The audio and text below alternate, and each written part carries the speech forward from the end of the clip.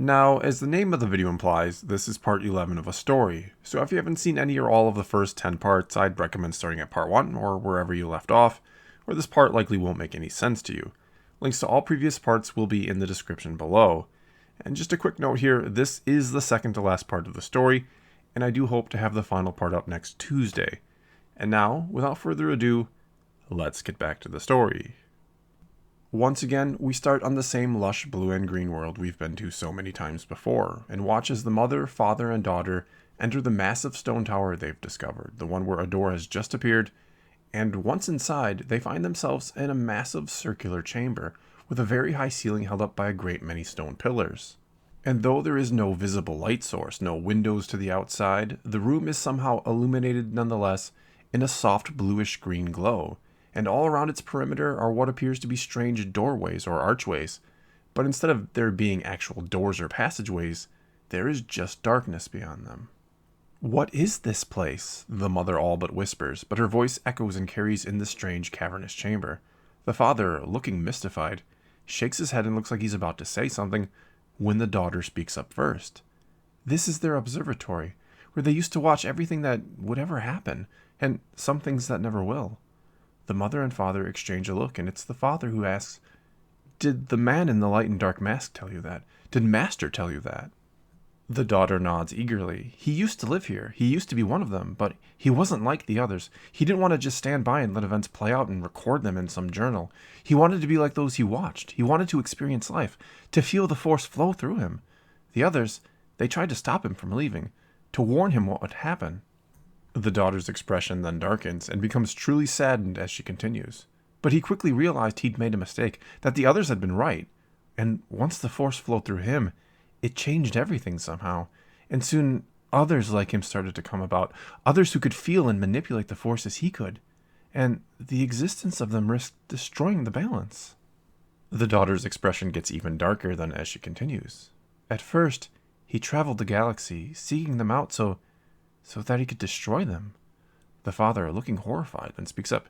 "He killed them. Master killed them." The daughter nods. "He thought it was the only way to prevent one from coming about who could do truly horrible things with the Force, like Ren now plans to do." The father shakes his head. "I don't understand. Why didn't he just come back here, to the tower, to his people?" To that question, the daughter starts to walk towards the center of the large room, to where there is a pedestal that has a light shining down upon it, though again, there seems to be no visible source for the light. When she's close to it, she turns and says to the mother and father, who of course have followed her, "When he came back to the tower, all the others were long gone. Time in here works very differently, you see. And all that remained was this." The daughter then points at the pedestal, and the father walks towards it and sees that upon it rests a long dagger. "What is it?" he asks. The daughter responds, "It is both a weapon and a key, the only thing capable of killing one such as him, but it is also a key to unlocking unimaginable power." The father thinks for a moment, then says, "They left it so he could take his own life." The daughter quickly replies, "But he couldn't do it. He wasn't sure if he'd undo all the harm he'd caused. So he came up with a new plan, to try and find those select few who could use the Force, to teach them, to train them in the hopes they could somehow keep the balance." The father then mutters, "People like me."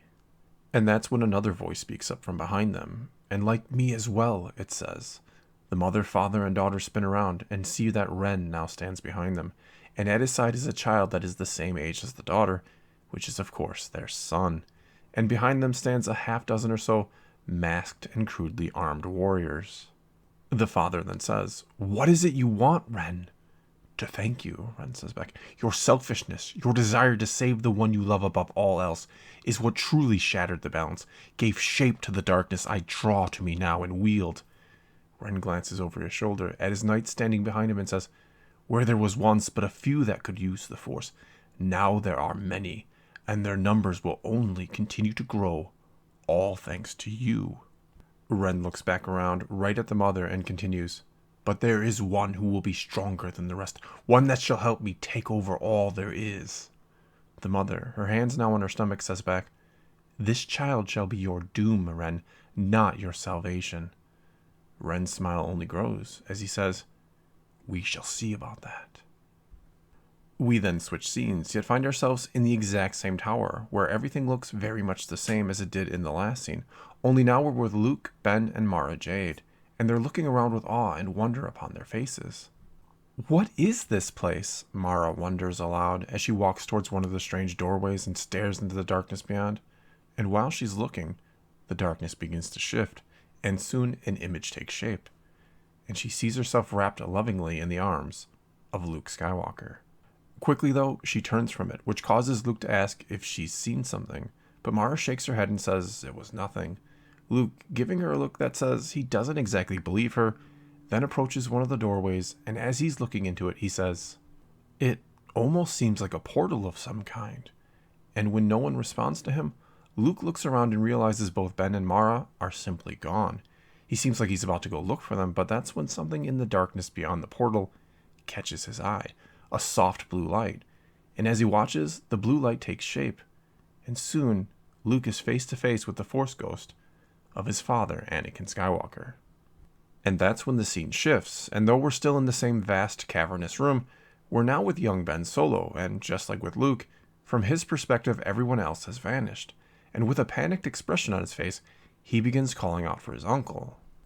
But that's when he also has his attention caught by an image taking shape beyond one of the doorways, and as he walks towards it, he's amazed to see the cockpit of the Millennium Falcon, with his father Han Solo at the controls, and at his side is a slightly younger version of himself, a slightly younger version of Ben Solo.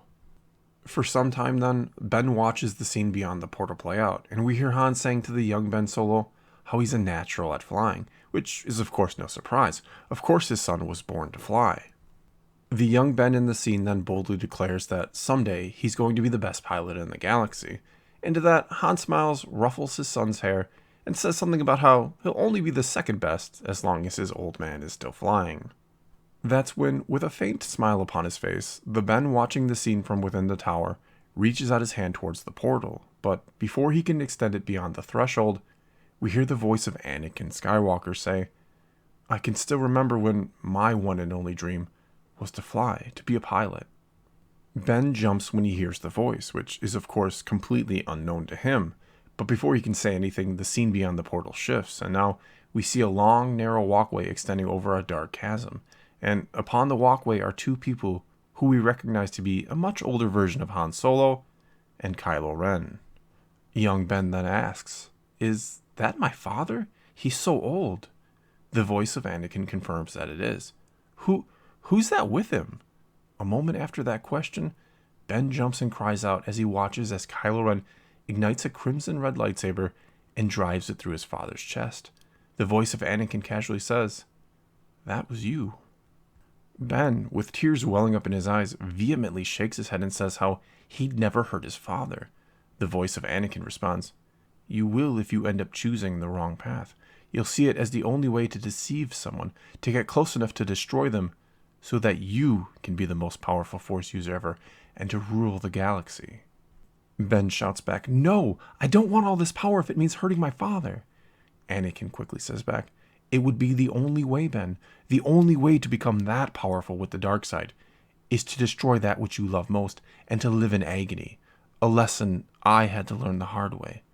Ben buries his head in his hands and starts repeating over and over that he doesn't want to see any more of this. And that's when the scene shifts again, and we're back with Luke as he looks into the portal and sees the Force ghost of Anakin Skywalker. Luke, an expression of joy upon his face, says, "Father, is it really you?" Anakin smiles and says, "Yes, my son, it is." Luke quickly says back, "Where have you and the others been? I haven't seen any of you since Endor. I thought you would help me learn the ways of the Jedi." Anakin says back, "It doesn't quite work like that, Luke. Where we are, where we exist, time and space has no real meaning here. There are only certain moments or instances within the eternity of the Force itself that we can briefly take shape to become like we once were and emerge from the cosmic force to speak with those in the living force." Luke gives a bit of a frown but nods and says, "I understand, I think, but I'm still not sure what to do next." To that Anakin says, "What does your heart tell you?" "My heart," Luke echoes, and then thinks for a moment before saying, "It tells me there are other things in life I want besides to be a Jedi, but I can't help but think, what happens to the Jedi if I'm not the one to bring them back? I feel like I'm being torn apart, torn between the life I want and the one I know I must live. Anakin nods his head. I know how you feel, my son. It was the same for me. I thought I could have both, that I could be a Jedi and love your mother at the same time, but I was wrong. But perhaps it could be different for you. Luke suddenly looks hopeful and asks how. Anakin responds, there is a way to bring a lasting balance, but you'd have to remain here on this world forever. You would quite literally become the balance, my son, to draw to you all the power of the light and the dark, and make it so that no one could ever wield or command the Force, for good or evil, ever again. It was a task that once belonged to another, to a father who had been cursed because he, too, wanted to save the one he loved.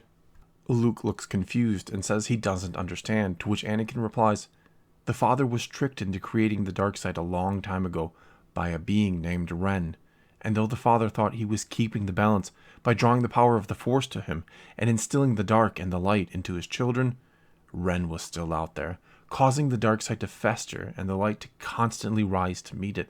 And over the ages, the dark side coalesced into something else, something that Ren hopes to gain control of. But he needs a host who can manage all that power, who can wield the full power of the dark and the light, and truly become a master of the Force. Luke shuts his eyes and mutters one word, Ben. The Force ghost of Anakin nods. Yes, Ben is the one he desires to be his host, but if he must, he will choose another, though the one he chooses may not be able to handle the full power of the Force. We then switch scenes, and now find ourselves with Ezra, Sabine, and Ahsoka as they make their way through the dark side tunnel that Ezra says will take them to Mortis. In Ahsoka's hand is their only light source, which is Anakin's old blue lightsaber. All around them, we see shadows moving and darting about. That's when we hear Sabine ask, her teeth chattering and her breath visible, what are those things I keep seeing? Ezra responds, they're basically the same thing that possessed me, a remnant of an ancient dark side user. Sabine, shivering, asks, how many of them are there?